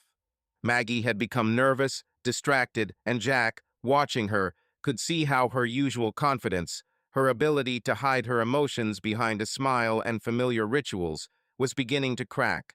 She checked her phone more often, her fingers hovering over the screen, and then she quickly put it away, as if she were afraid someone would notice. Her glasses, which she usually adjusted when she was slightly nervous, were now almost always on her nose, and she fidgeted with them so often that Jack began to notice red marks on the bridge of her nose. Her voice, when she spoke to him, was higher than usual, and there was a note in it that had not been there before, a mixture of irritation and anxiety, as if she was waiting for him to say something that would destroy her fragile equilibrium. On Monday night, 3 days after Jack's encounter with Tom, Maggie sat at the kitchen table, leafing through a magazine, but her eyes didn't follow the pages, instead glancing down at her phone, which lay face down next to her, as if she were afraid of missing a message, but also afraid of seeing one. Lily was in her room, drawing another poster for a school project, and Buddy was dozing by the fireplace, his paws twitching occasionally in his sleep. Jack walked into the kitchen, holding a mug of coffee, and sat down across from Maggie, watching her with the same cold attention he once used to check the wiring for short circuits. "Hard day?" he asked, sipping his coffee and trying to keep his voice neutral, as if it was an ordinary evening, an ordinary conversation. Maggie flinched, her fingers hovering over the magazine as she looked up, meeting his gaze for just a second before looking down again. "Yes," she answered, her voice slightly hoarse. "The kids were impossible today. One boy spilled paint all over the classroom floor. We had to call the cleaner." "Sometimes," Jack said, nodding, but his mind was elsewhere. He noticed that she hadn't mentioned anything about yoga, even though it was Wednesday and she'd come home earlier than usual, wearing workout clothes that smelled of sweat instead of her new perfume. "Did you do yoga today?" Maggie froze, her hand holding the magazine shaking slightly, and she adjusted her glasses, although they sat perfectly. "Yes," she said, too quickly. "But the class was canceled at the last minute. The instructor was sick." "Too bad," Jack said, his voice even, but inside he felt his heart clench. He knew she was lying. The app showed that she was indeed at the studio, not because she wanted to do yoga, but because she was probably trying to distract herself, to fill the void left by Tom's sudden disappearance. Maybe you should find another studio. You love yoga so much. Her eyes widened, and for a second Jack thought she was about to cry, but she quickly pulled herself together, smiling that forced smile that was now her mask. Maybe, she said, standing up and putting the magazine away. I'll go take a shower. I'm tired. Jack watched her go, her steps quick, almost hurried, and he knew she wasn't just tired, she was on edge. He could feel it in her every move, in her every word, in the way she avoided his gaze. Tom was gone from her life, and that was his, Jack's, victory. But it was a victory that brought no joy, because Maggie, his Maggie, was still out there somewhere, in a world where he was no longer the center. Over the next few days, the tension in the house became almost palpable. Maggie began to forget small things. She left the iron on, which she had never done before, forgot to pick up Lily from dance, which required Jack to drive to get her, and even her lessons with the kids, which she used to talk about with such enthusiasm, were now mentioned in passing, as if her mind was on something else. Jack watched her check her phone more often, her fingers shaking as she typed messages. Then, when she got no response, she put the phone away with an exasperated sigh. He knew she was texting Tom, but there was no response. He checked through the sync. He had still not deleted from her phone. Tom had blocked her number, as he had promised Jack, and his social media, which Jack continued to monitor, became quieter. No posts about deals, no pictures from restaurants, only dry work announcements, as if he was trying to lie low. One evening, when Lily was already asleep and Buddy was stretched out by the fireplace, Maggie was sitting on the sofa, holding a glass of wine, which she had hardly drunk. Jack walked into the living room, and she jumped, spilling a few drops on her blouse. She quickly put the glass down on the table, wiping the stain with a napkin, and her movements were so nervous that Jack could not stand it. "Meg, what's wrong?" he asked, sitting down next to her, but keeping his distance, as if there was an invisible wall between them. "You don't seem yourself. Has something happened?" She looked at him, panic flashing in her eyes, but she quickly hid it behind a smile, the same one he now hated for its falseness. "It's nothing, Jack," she said, her voice shaking. "Just a lot of work. The school festival is coming up, you know." "I know," he said, looking her straight in the eye. "But you always managed. And now, it's like you're not here." She swallowed, her fingers tightening on the napkin, and for a second Jack thought she was going to spill the beans, lay the truth out like cards on the table, but instead she stood up, muttering something about needing to check Lily's homework, and went upstairs. Jack sat there, feeling his plan working, but not the way he expected. He had wanted Tom to disappear, and it had worked. But now he saw Maggie in pain, and it didn't satisfy him. It only made it hurt more, because he still loved her, despite everything she had done. A few days later, Maggie began asking questions that confirmed Jack's suspicions. She knew something was wrong. At dinner, as Lily was talking about her new dance number, Maggie suddenly looked at Jack and asked, "Have you seen my phone? I couldn't find it for several minutes yesterday. I thought I left it in the car." Jack felt his heart skip a beat, but he remained calm as he cut into a piece of chicken. "No," he said, shrugging. "Maybe Lily took it to play." "I didn't take it," Lily said indignantly, puffing out her cheeks. "I don't touch your phone at all, Mom." Maggie nodded, but her gaze lingered on Jack a little too long, and he knew she suspected. She didn't know what he'd done, but her instincts, her nervousness, told her she sensed his shadow at her back, his knowledge that he'd kept to himself. It was another step in his plan, not just to make Tom disappear, but to let Maggie know that her secret was out, that her lies weren't working anymore. Later, when they were washing the dishes, Maggie suddenly said, her voice almost a whisper, "Jack, if something was wrong, you would tell me right." He turned to face her, wiping his plate, and looked into her eyes, not looking away for the first time in a long time. "Would you tell me, Meg?" he replied, and his voice was just as quiet, but there was a steel in it that made her freeze. She didn't answer, just nodded, and her glasses slipped back down her nose, but she didn't push them up. Jack knew she was afraid, that she knew he knew something, and that this was all part of his plan to keep her from being able to rest, to make her doubt, to feel vulnerable, just as he had felt all these weeks while he was gathering evidence of her betrayal. Tom was gone, but his shadow still lingered in their house, in Maggie's nervous movements, her forced smiles, her attempts to pretend that everything was okay.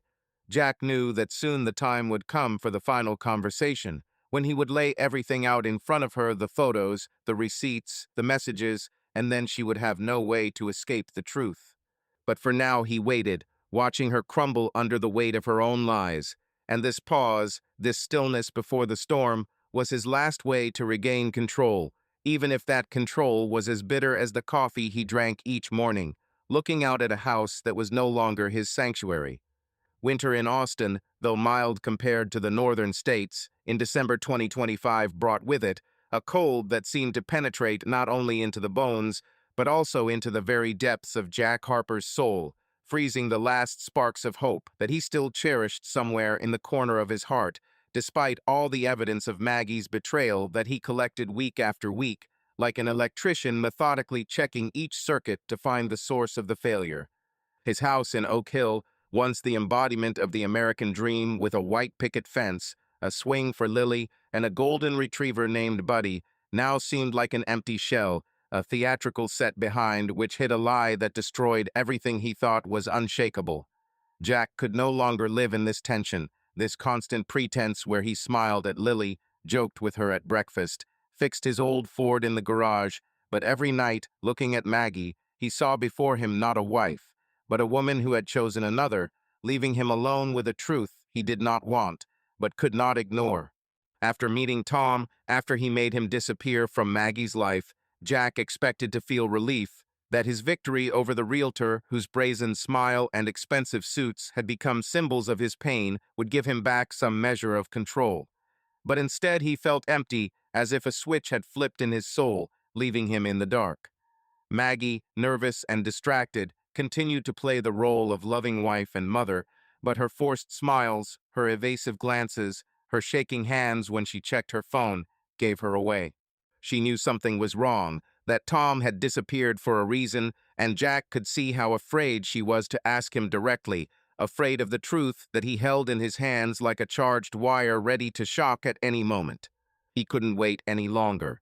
Every morning, waking up next to Maggie, hearing her even breathing, he felt his love for her, still alive despite everything, struggling with anger and pain, and this struggle was tearing him apart. He didn't want Lily, his 7-year-old daughter, with her bright eyes and infectious laugh, to witness this collapse. She didn't need to see her father turn into a shadow of himself, her mother, whom she adored, break under the weight of her own lies. Jack decided it was time to act, not for revenge, but to finally put an end to this, to free himself and Lily from the toxic air that permeated their home. The decision came to him in the garage, where he was fiddling with the carburetor of his truck as usual, trying to find comfort in the familiar motion, the smell of oil and metal, the sound of the wrench that was the only thing that didn't lie to him. He didn't want a scene, he realized. He didn't want screaming or tears or excuses. Maggie didn't deserve his anger, not because he'd forgiven her, but because he was tired of wasting his emotions on her. He wanted it to end quietly but clearly, so that she would understand that her actions had consequences, that her choices had destroyed not just their marriage, but the family they'd spent 15 years building together. He decided to leave her a letter, short, without unnecessary words, but poignant enough to make her feel the weight of her guilt. And he decided that Lily shouldn't be around when Maggie found that letter, when her world, like his, collapsed under the weight of the truth. Jack contacted a lawyer recommended by his friend Tony, the same one he had been hiding with the night he overheard Maggie talking to Tom.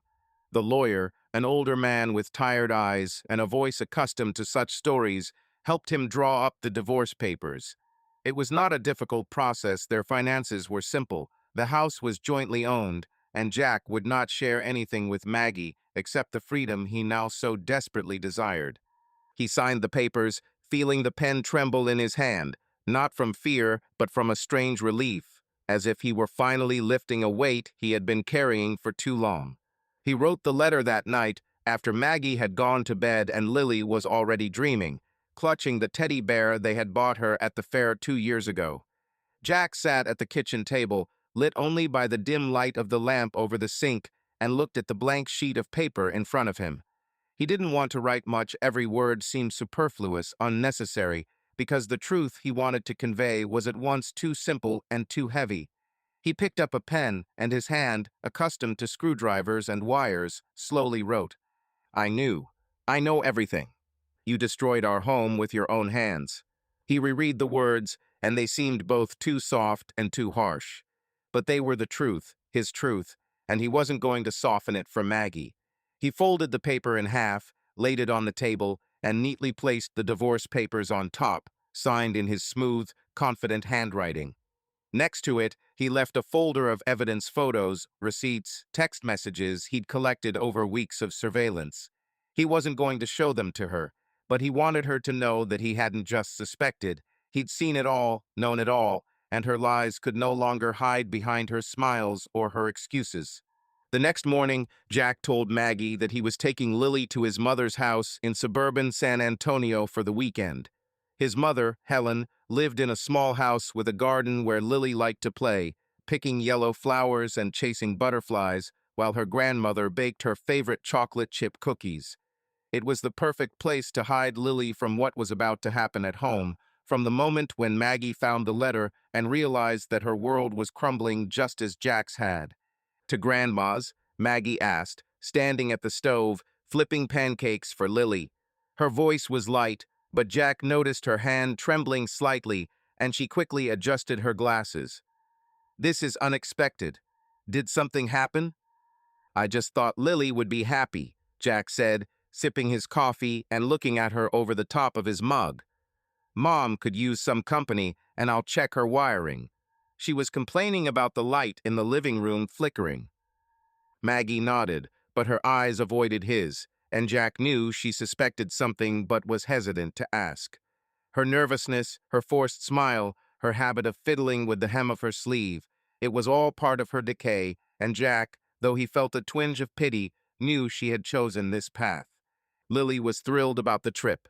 She threw herself at Jack, hugging him, screaming that she wanted to show her grandma her new dance number, and ran to pack her backpack, throwing in crayons, a teddy bear, and a couple of her favorite books. Buddy, sensing the commotion, was wagging his tail and barking as if he wanted to go too, but Jack decided to leave him at home. The dog was a part of their lives, a part of this house, and he didn't want Maggie to be all alone, even if she deserved it. As he and Lily drove away, Jack took one last look at the house. The white picket fence, the swing, the pumpkin on the porch from Halloween, it all looked the same as it always did, but now he knew it was just a facade. Maggie stood at the door, waving, her smile the same as the day they moved in, but now Jack saw only a lie in it. He turned away, started the engine, and drove off, feeling his heart clench, but knowing he was doing the right thing. Helen welcomed them with open arms. Her house, small and cozy, smelled of apple pie and old books, and Lily immediately ran into the garden, where she began collecting pebbles for her secret project. Helen looked at Jack, her eyes, as blue as his, full of concern. "You look like you haven't slept for a week," she said, placing a cup of tea in front of him. "What's going on, son?" Jack shook his head, not ready to talk. He loved his mother, her forthrightness, her ability to see the truth even when he tried to hide it, but he couldn't tell her everything now. Not now. "Just tired," he replied, sipping his tea. "Work, you know. And Lily, I want her to take a break for a bit." Helen nodded, but her eyes said she didn't believe him. She didn't press him, just put her hand on his shoulder, and the gesture was so warm, so familiar, that for a second Jack felt like a child again, being comforted by his mother after falling off his bike. But now he was an adult, and his fall was too deep to be fixed with warm tea and kind words. He spent the day with Lily, helping her build a rock castle in the garden, listening to her chatter about school, about her friend Sarah, about how she wanted to teach Buddy to fetch. Her laughter, her energy, was the only thing that kept Jack from drowning in his thoughts. He knew Maggie would come home soon, find the letter and the papers, and that moment would be the point of no return. He didn't want to be there, didn't want to see her cry, or try to explain or justify herself. He had made his choice, and now she had to make hers. Maggie got home around 7 o'clock. She'd been at a school assembly that had dragged on over a debate about the festival budget, and her head was pounding with fatigue and irritation. She dropped her bag on the couch, took off her coat, and headed into the kitchen to pour herself a glass of water. The house was quiet, too quiet without Lily and Jack, and the silence weighed on her, as if the walls knew her secret and were judging her.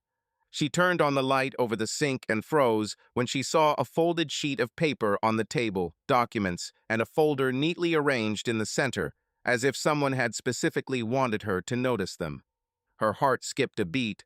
She walked slowly to the table, her hands shaking as she picked up the paper. She recognized Jack's handwriting, even confident, the same one he used to sign bills or write notes to Lily. She unfolded the letter, and her eyes ran over the lines. I know everything. You destroyed our home with your own hands. The words were like a blow, sharp and precise, and Maggie felt her legs give way. She sank into a chair, still clutching the letter, and her gaze fell on the papers beside her, divorce papers signed by Jack, his initials on every page, as neat as his wiring. The evidence folder lay untouched, but she knew what was in there. Photographs, receipts, the messages she had written to Tom, thinking her secret would remain safe. She didn't open the folder, there was no need. She knew that Jack had seen everything, knew everything, and her lies, her yoga, her attempts to hold two lives together had collapsed in that moment, leaving her alone in the empty kitchen, with a letter that was a death sentence. Maggie buried her face in her hands, and the tears she had been holding back for weeks came pouring out. She was crying not just for Jack, not just for Lily, but for herself, for letting her desire for something more, for something new, ruin everything she had. She remembered Tom, his sudden disappearance, his silence, and she knew now that it had not been his decision, but Jack's. She knew that he had not just left, he had been forced to leave, and the thought that Jack had known all along, had been watching, gathering evidence, was unbearable. She sat in the kitchen until it grew dark outside, and only Buddy, coming up to her and laying his muzzle in her lap, reminded her that she was not completely alone. But even his warm gaze could not ease the pain that was tearing her apart inside. She knew she had to talk to Jack, she had to explain, but what could she say? That she was tired of the routine, that she wanted to feel wanted, that Tom was a mistake, but she couldn't stop. All of those words seemed empty, useless in the face of what she had done. Jack stayed with his mother until the next day. He played with Lily, helped Helen in the garden, fixed the flickering light in her living room, but his thoughts were at home, with Maggie, with the letter he had left. He knew she had found him, he knew she was alone now, and part of him wanted to go back, to hold her, to tell her they could make it right, but another part, a stronger part, knew there was no going back. He could not live with a man who had lied to him, who had chosen another, who had destroyed their family. He did not know what would happen next, how they would share the house, how they would explain it to Lily, how he would live without Maggie, but he knew he had taken the first step, and that step was necessary. When he got home with Lily, Maggie was sitting in the living room, her eyes red, but she smiled at her daughter, hugged her, as if nothing had changed. Jack looked at her, and his eyes were cold, not because he hated her, but because he could no longer allow himself to feel warmth. The letter was still on the table, but the papers and the folder were gone. Maggie had probably hidden them, not wanting Lily to see them. She said nothing, just looked at Jack, and there was a pleading look in her eyes, but he turned away, taking Lily's hand and leading her upstairs to help her unpack her backpack. Their home, their picture perfect, was destroyed, and now they had to live among the rubble, trying to find a way to move on, for Lily, for themselves, for the sake of one day, perhaps, learning to breathe freely again, without pain, without lies, without the shadows of the past. The Austin winter, though not a harsh one, in December 2025 blanketed the suburb of Oak Hill in a gray blanket of low clouds that seemed to hang over Jack Harper's house like a symbol of his inner state, heavy, motionless, but ready to burst into a storm at any moment. But Jack didn't want a storm. He was tired of the anger, of the pain, of endlessly analyzing Maggie's every look and word, of trying to figure out where exactly their life, once so whole, had begun to fall apart. The letter he left on the table and the divorce papers were his last word in a game where the rules had long since ceased to be fair. He didn't want to yell, didn't want to make a scene, because he knew that yelling would only give Maggie a chance to justify herself, to turn the truth into an argument where she could hide behind tears or accusations.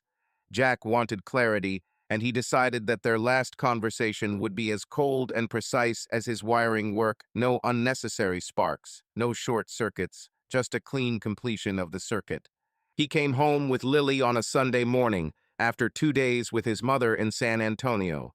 Lily was full of energy, chatting about how her grandmother had taught her to make apple pie, and her voice, clear and carefree, was the only bright spot in Jack's world, which now seemed as faded as an old photograph. He parked his truck in the driveway, and his gaze wandered involuntarily to the white picket fence, to the swing set, to the house that had once been their refuge, and was now a battlefield where no one had won. Maggie was waiting for them inside, he knew it, because he could see her car parked outside, and the kitchen light that was on even though it was daytime. He took Lily's hand, feeling the warmth of her small palm, and walked into the house, bracing himself for what would be their last conversation.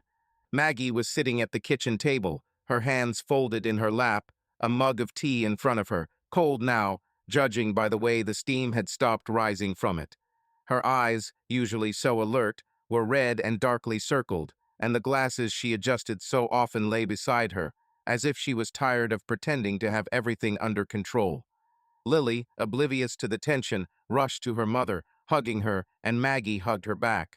But her gaze was fixed on Jack, and there was so much emotion in it, fear, guilt, pleading, that he almost felt sorry for her. But only almost.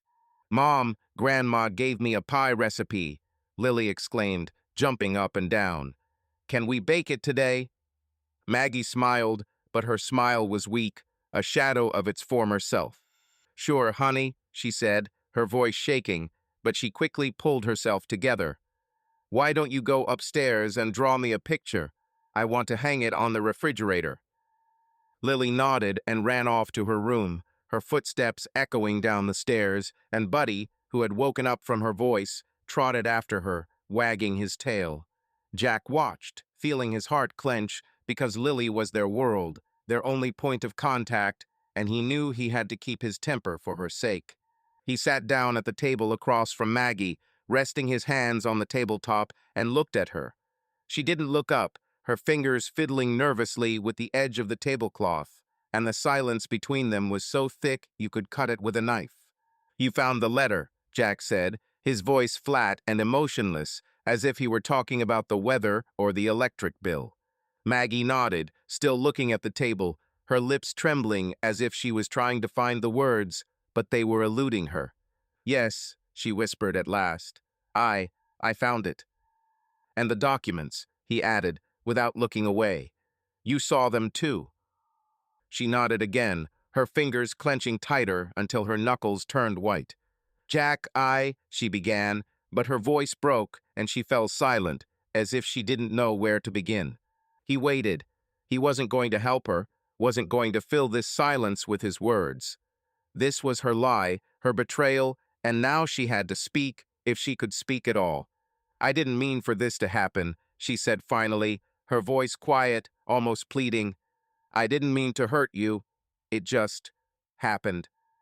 Jack chuckled, but there was no humor in his grin, only the bitterness that had built up over all these weeks as he collected evidence, as he watched her go off to her yoga, as he read her messages to Tom, each one like a knife in his heart. "It just happened," he repeated, his voice still level, but with a hint of steel in it. "You think that's an excuse? That you can just say, 'It happened,' and it'll go away? You destroyed us, Maggie. You, not me." She looked up, and there were tears in her eyes, but Jack felt no pity. He had seen those tears before, that night when she came back from the motel, when she thought he didn't know, when she could still pretend. The tears meant nothing now. "I know," she said, her voice shaking. "I know what I did, But you don't understand. Our life, it had become so predictable. I was suffocating Jack. I wanted something more. Something more, he asked, leaning in a little closer, his eyes boring into hers. What was it? Expensive restaurants? Motels? A man who brags about his deals on social media. It was more than Lily. More than our house. More than me. Maggie buried her face in her hands and her shoulders shook, but she didn't cry loudly, as if she were afraid Lily would hear. Jack looked at her, and part of him wanted to reach out, to comfort her, as he had done 1,000 times in their 15 years together, but another part, stronger, held him in place. I didn't want Lily to get hurt. Maggie whispered, her voice barely audible. I thought I could control it, that you wouldn't know, that I could be with him and still be here with you. You thought you could live 2 lives, Jack said, and his words were like a death sentence. But you were wrong. You chose him, Maggie. You chose Tom, his money, his promises, and you lost us. She shook her head, her tears falling onto the tablecloth, but she made no attempt to wipe them away. It's not like that, she said, her voice growing a little louder, a note of desperation creeping into it. I didn't choose him. I was lost, Jack. I didn't know how to tell you that I needed more.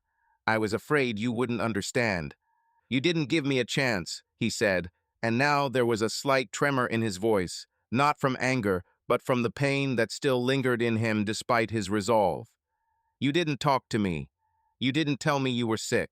You went to him. You lied to me, Maggie, for months. You lied to Lily. Do you think you can just forget that? She raised her head, her eyes full of tears, but there was also a spark of anger in them, as if she wanted to defend herself, to find a way to justify herself. What about you? She said, her voice sharpening. Do you think you're perfect? Do you think our life was so great? You came home, fixed up your truck, watched baseball, and that was it. You never asked me what I wanted, Jack. You never noticed that I was drowning in this routine. Jack felt his fists clench under the table, but he forced himself to relax. He didn't want to yell, didn't want to give her the opportunity to turn this into an argument where they were both at fault. Don't put this on me, he said quietly but firmly. If you were hurt, you could have told me. You could have walked away honestly. But you chose to lie. You chose him. And now you want me to feel guilty for not reading your mind. Maggie fell silent, her lips trembling and her eyes looking down, as if realizing that her words carried no weight against the truth he knew. I didn't want it to end this way, she said finally, her voice almost a whisper. I loved you, Jack. I still love you. The words hit him harder than he expected. He felt his throat tighten, his resolve begin to crack, but he forced himself to remember everything, her text to Tom, her laughter in the motel, her lie about yoga. He couldn't let those words bring him back. Love doesn't lie, Maggie, he said, his voice as cold as the December wind outside. Love doesn't go to a motel with another person. Love doesn't break up a family. You may say you love me, but your actions say otherwise. She closed her eyes, and the tears began to stream down her cheeks again. Jack looked at her, and part of him wanted to stand up, to hold her, to tell her that they could try to start over, but he knew that was impossible. The trust he had given her was shattered, and no words could mend the pieces. What now? She asked, her voice barely audible. Do you want me to leave? Do you want to take Lily? Jack took a deep breath, feeling the emptiness inside him grow, but with it came a strange relief, as if he had finally lifted a weight off his shoulders that he had been carrying for too long. I don't want to take Lily away, he said. She loves you, and I won't take her mother away. But I can't live with you anymore, Maggie. I can't sleep next to you knowing what you've done. The divorce papers are on the table. Sign them, and we'll figure out how to move on. For Lily. Maggie looked at him, her eyes full of pain, but she didn't argue. She knew he was right, that her choices had brought them to this point, and now she had to live with the consequences. What if I don't sign? She asked, her voice weak, but a last attempt to hold him back. What if I say I want to fix it? Jack shook his head, his gaze firm but not cruel. "You can't fix this," he said. "You can try, you can promise, but I don't trust your words anymore. I've seen too much, Maggie. I know too much." She nodded, her shoulders slumping as if the last spark of resistance had died. She stood up, picked up her glasses, and put them on as if they were her last defense. "I'll sign," she said quietly. "But Jack, I'm really sorry. I didn't mean for it to end this way." "Me too," he said, and his voice was almost gentle, but there was no warmth in it, only weariness. "But you made your choice. Now I make mine."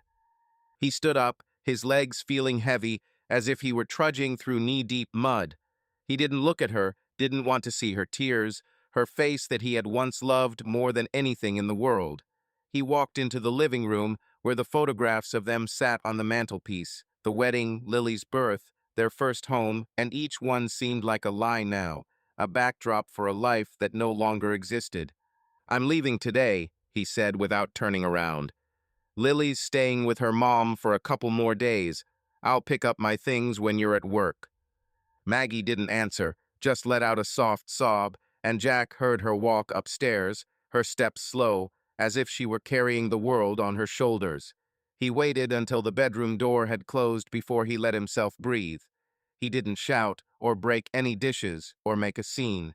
He just stood there in his living room, feeling the emptiness filling him, but with it came a relief, a strange, bittersweet one, as if he had finally stopped playing this dirty game where he didn't make the rules. Jack packed a small bag, a couple of shirts, jeans, a toothbrush, and left the house. Buddy walked him to the door, his big eyes looking worried, but Jack just scratched him behind the ear and said, "Take care of her, Buddy." He got into his truck, started the engine, and drove away from Oak Hill, away from the white picket fence, away from the swing set, away from the house that wasn't his anymore. He didn't know where he was going, maybe to Tony's, maybe just to drive the Austin night roads, but he knew he had done what he had to. He had won, not because he had beaten Maggie or Tom, but because he had stopped playing their game, their lies. And now, for the first time in months, he felt like he could breathe, even if every breath was drenched in pain. Winter in Austin, mild and almost imperceptible compared to the harsh blizzards of the north, in December 2025 still brought with it a cold that seemed to penetrate not only the air, but also the very depths of Jack Harper's soul, leaving behind a feeling of emptiness, but also of a strange, subtle freedom, as if he had finally thrown off a heavy burden he had been carrying for months without realizing how much it was wearing him down. Jack's pickup truck, his old Ford, rumbled along the Austin night roads, its headlights picking out strips of asphalt strewn with fallen leaves, and in the cabin the soft melody of Bruce Springsteen, his raspy voice singing about roads that lead somewhere far away to where you can start over. Jack didn't know where he was going, and maybe that was all that mattered now, the lack of a destination, the lack of having to pretend that everything was okay, that his life was still the one he dreamed of when he and Maggie first moved to Oak Hill, planning for a future full of Lily's laughter and the simple joys of family. He left behind a house with a white picket fence, a swing set he'd built for his daughter, and a pumpkin on the porch that still reminded him of a Halloween that now seemed like a distant memory from another life. The letter he'd left Maggie and the divorce papers had been his last word on the matter, his way of putting an end to it all without letting his anger or pain take over. He hadn't yelled or made a scene or demanded an explanation from her that wouldn't have fixed anything anyway. Instead, he'd chosen silence, cold and clear as a December night, because he'd learned that sometimes victory wasn't revenge, wasn't blaming, was simply walking away, stepping away from a toxic game where lies dictated the rules. Jack drove down the highway, the lights of Austin twinkling in the distance like the stars he had once shown Lily when he lay in the grass of their garden, telling her stories about constellations he barely knew. Thoughts of his daughter were the only thing keeping him from sinking into the emptiness that now filled his chest. He knew Lily would be okay. She was at his mother's, Helen's, in San Antonio, surrounded by love and warmth and the smell of the apple pie that her grandmother baked with such skill that even Lily, in her childlike innocence, called it magic. Jack decided he would leave her there for a few more days until he found a place where he could start over, not to forget, but to learn to live with this new reality where he was no longer Maggie's husband, but still Lily's father. The night was clear, and the stars over Texas were brighter than they were in the city, where the streetlights drowned them out. Jack pulled the truck to the side of the road near Lake Travis, where he sometimes fished with Tony, an old friend who was always there even when he didn't ask questions. He turned off the engine, and the silence, broken only by the gentle lapping of the water and the chirping of crickets, enveloped him like the old blanket he had once draped over Maggie's shoulders on cold nights. He got out, leaned against the hood, and looked at the water reflecting the stars, and thought about the strange way life worked. 6 months ago, he had considered himself a happy man, with a wife, a daughter, a home, a job that brought stability if not wealth. And now he stood here, alone, with a bag containing only a couple of shirts and a toothbrush, and he felt both lost and liberated. He pulled out his phone and pulled up a photo of Lily from the previous summer at the fair. Laughing, holding a giant candy floss, her eyes shining as if the world had been made for her joy. Jack smiled, and it was the first smile he'd seen in a long time that wasn't forced. Lily was his anchor, his reason to keep going, and he knew that for her sake he'd find a way to build a new life, even if it felt like a desert with no horizon in sight. He thought of Maggie, of her tears, of her words in their last conversation, when she had tried to explain, to justify herself, but everything she had said had sounded like an echo of her lies. He didn't hate her, that would have been too easy. He felt a strange mixture of pity and weariness for her, like someone who had lost her way and couldn't find her way back. He knew she would suffer, that her world, like his, had collapsed, but he couldn't bear her pain any longer. He had done all he could, given her a chance to be honest, given her time to understand what she was losing, but she had chosen Tom, chosen motels and restaurants, chosen an illusion that had turned out to be as fragile as glass. Now she had to live with it, and he had to move on. Jack decided not to go back to Tony, not because he didn't trust his friend, but because he wanted to be alone, at least for a while, to sort out his thoughts. He rented a room at a small motel on the outskirts of Austin, not the one where Maggie was meeting Tom, but another, modest one with threadbare carpets and a creaky bed, where he could afford to stay for a few days until he could find an apartment or at least a room to rent. The motel was far from luxurious, but Jack didn't care. He just needed a corner where he could sleep, think, and plan. Lying on the narrow bed, staring at the ceiling with its yellowed stains from old leaks, he thought about how the victory he had been looking for had not turned out to be what he had expected. He did not feel triumphant, did not feel that he had taken revenge or proved anything. Instead, he felt relief, quiet and almost imperceptible, like the first ray of sunshine breaking through the clouds. He had won not because he had ruined Tom's life or made Maggie suffer, but because he had walked away from a game that had been poisoned by lies. He had stopped being a pawn in someone else's story, stopped clinging to the illusion of a family that had long since ceased to exist. And that, he realized, was his real victory.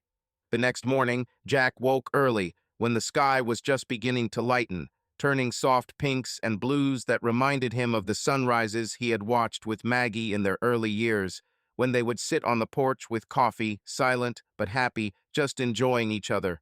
He was alone now, but this sunrise felt like a new beginning, not loud, not solemn, but simple, like the first steps after a long illness. He had coffee at a small diner near the motel, where the waitress, an older woman with a kind smile, called him sweetheart and gave him a refill for free. He thanked her, feeling that her kindness, so simple and sincere, warmed him more than the coffee. He called his mother to check on Lily, and Helen, as always, answered warmly, but with a hint of concern in her voice. "She's all right, Jack," she said. "I spent all evening drawing you a picture. But you, how are you? I can tell there's something wrong." Jack paused, looking at the road where the cars had already begun their morning dance, and replied, "I can handle it, Mom. Just give me time." "You've always been stubborn," Helen said, and he heard the smile in her voice. "But you're strong, and you have Lily. Don't forget that." "I won't forget," he replied, and his voice was firm, because Lily was his beacon, his reason to continue. He decided that today he would start looking for an apartment nothing big, just enough for him and Lily when she came to visit. He wanted her to have her own room, a place where she could draw, play, be herself. He knew the divorce would be difficult, that he and Maggie would have to negotiate joint custody and how to divide their lives, but he was ready for it. He didn't want war, he didn't want to take Lily's mother away, but he also couldn't live in the shadow of betrayal any longer. By midday, Jack had driven into downtown Austin, where he met a real estate agent, not Tom, of course, but a young woman who showed him a couple of modest apartments in a neighborhood where the prices were affordable for an electrician. He chose one small but bright, with windows overlooking a park where Lily could play. The agent, noticing his thoughtful look, asked, "Are you planning to move with your family?" Jack shook his head, but smiled. "Only with my daughter," he said. "That's enough for us." She nodded without asking any further questions, and Jack felt like it was another step forward, another proof that he was moving in the right direction. That evening, he returned to Lake Travis to look at the water once more, at the stars that seemed closer to him now than they had at night. He thought about what awaited him: a new apartment, new habits, a new life where he would be a father but not a husband. He thought about Lily, about how he would explain to her that Mom and Dad would no longer live together, but that they both loved her. He thought about Maggie, about how she would cope, and to his surprise, he wished for her to find peace, even if that peace was without him. Jack sat down on the grass by the lake, feeling the cold of the earth through his jeans, but ignoring it. He looked out at the water, at the reflection of the stars, and for the first time in months, he felt like he could breathe freely. This wasn't an end, but a beginning, a new dawn that wouldn't be easy, but was his own. He wasn't seeking revenge, or destroying, or clinging to the past. He'd simply walked away from a toxic game where there were no winners, and now, with every breath, he could feel life returning to him, slowly but surely, like a light breaking through the darkness. Subscribe to our channel so that your love doesn't cheat on you, and go ahead and listen to the next story, because this story is nothing compared to the next one. If you're under 18, don't even think click to the next one.